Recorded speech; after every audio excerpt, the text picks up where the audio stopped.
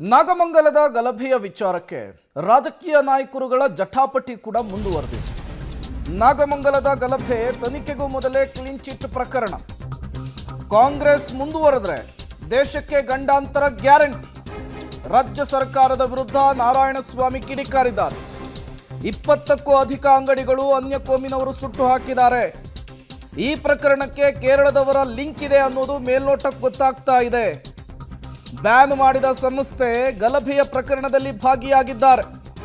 ಬೀದರ್ನಲ್ಲಿ ಛಲವಾದಿ ನಾರಾಯಣಸ್ವಾಮಿಯು ಕೂಡ ಕಾಂಗ್ರೆಸ್ ವಿರುದ್ಧ ಗುಡುಗಿರುವಂತಹದ್ದು, ಆಕ್ರೋಶವನ್ನು ಹೊರಹಾಕಿರುವಂಥದ್ದು.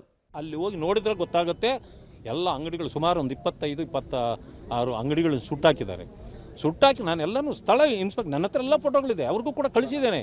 ಅದರಲ್ಲಿ ಕೇರಳದವರು 3 ಜನರು ಬಂದಿದ್ರು ಅಂತೇಳಿ ಇವತ್ತು ಇದು ಬರ್ತಾ ಇದೆ.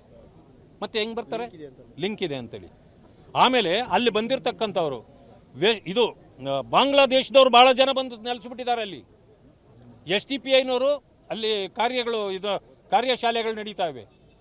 SDPIನವ್ರದ್ದು ಎಲ್ಲ ಯಾವ್ದು ಬ್ಯಾನ್ ಮಾಡಿರದ ಆರ್ಗನೈಸೇಷನ್ಸ್ ಎಲ್ಲ ಅವೆಲ್ಲ ಬಂದಿವೆ.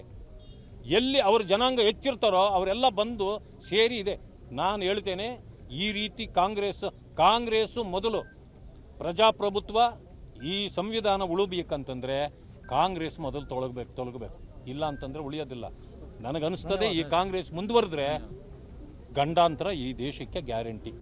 ಮತ್ತಷ್ಟು ಡೀಟೇಲ್ಸ್ ಅನ್ನು ಕೊಡ್ತಾರೆ ನಮ್ಮ ಪ್ರತಿನಿಧಿ ಮಲ್ಲಿಕಾರ್ಜುನ್. ದೂರವಾಣಿ ಸಂಪರ್ಕದಲ್ಲಿ ಜಾಯಿನ್ ಆಗಿದ್ದಾರೆ.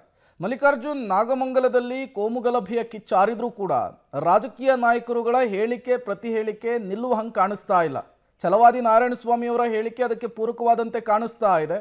ಏನೆಲ್ಲ ಹೇಳಿದ್ರು, ಜೊತೆಗೆ ಈ ಕೇರಳ ಲಿಂಕ್ ವಿಚಾರಕ್ಕೆ ಸಂಬಂಧಪಟ್ಟಂತೆ ಛಲವಾದಿ ನಾರಾಯಣಸ್ವಾಮಿ ಅವರ ಪ್ರತಿಕ್ರಿಯೆ ಏನಾಗಿತ್ತು ಅಂತ ಹೇಳಿ. ಖಂಡಿತವಾಗಿ ಪ್ರೇಮ್ ಕೌರ್, ನಿಜಕ್ಕೂ ಒಂದ್ ರೀತಿಯ ನಾಗಮಂಗಲದ ಏನು ಗಲಭೆ ಪ್ರಕರಣ ಇದೆ, ನಿಜಕ್ಕೂ ಒಂದ್ ರೀತಿಯ ರಾಜ್ಯಾದ್ಯಂತ ದೇಶಾದ್ಯಂತ ಒಂದು ಸದ್ದು ಮಾಡಿರುವಂತದ್ದು. ಆದ್ರೆ ಸರ್ಕಾರ ಏನಿದೆ, ಒಂದ್ ರೀತಿಯ ಯಾವುದೇ ರೀತಿಯ ಪ್ರಾಥಮಿಕ ಹಂತದ ಮಾಹಿತಿ ಪಡೆದೇ ಒಂದ್ ರೀತಿಯ ಅದು ಗೃಹ ಸಚಿವ ಪರಮೇಶ್ವರ್ ಆಗಿರ್ಬೋದು, ಸರ್ಕಾರ ಆಗಿರ್ಬೋದು, ಒಂದ್ ರೀತಿಯ ಕ್ಲೀನ್ ಚಿಟ್ ಅನ್ನ ಕೊಟ್ಟಿರುವಂತದ್ದು. ಹೀಗಾಗಿ ಆ ಒಂದು ಕ್ಲೀನ್ ಚಿಟ್ ಸರ್ಕಾರ ಅನ್ನುವಂಥದ್ದನ್ನ ಹೇಳಿ ಅವರು ವಾಗ್ದಾಳಿ ಮಾಡಿರುವಂತ. ಅಂದ್ರೆ ಪ್ರಮುಖವಾಗಿ ಯಾವುದೇ ರೀತಿಯ ಮಾಹಿತಿ ಪಡೆದೇ, ಪ್ರಾಥಮಿಕ ಹಂತದ ಮಾಹಿತಿ ಪಡೆದೇ ಗೃಹ ಸಚಿವರು ಒಂದ್ ರೀತಿಯ ಏನೂ ಆಗೇ ಇಲ್ಲ ಅನ್ನುವಂತ ಒಂದು ಮಾಹಿತಿನ ಕೊಡ್ತಾ ಇರುವಂತದ್ದು.